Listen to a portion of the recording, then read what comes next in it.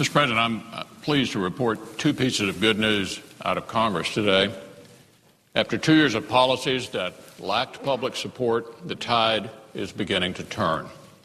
Today, the President will sign a bill that ensures no American, not a single one, gets a tax hike on January 1st. Republicans have fought hard for this legislation. Up until last week, most Democrats resisted. But in the end, the American people were heard. And that's a welcome change, Mr. President, from the last 2 years.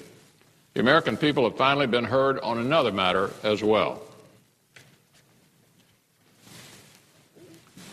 Yesterday, Republicans united against a 2,000-page, $1.2 trillion spending bill that Democrats were trying to ram through Congress in the final hours of this session. The goal of this bill was perfectly clear.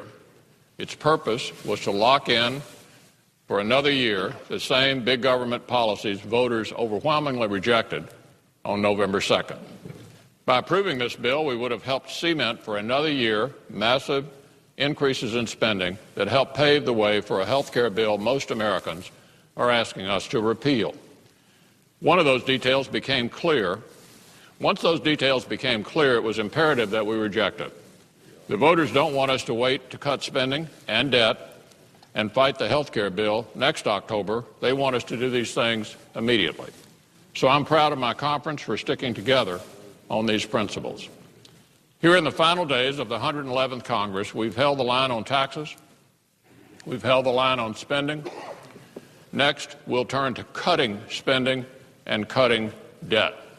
The American people are seeing change here in Washington. They can expect more in the new year.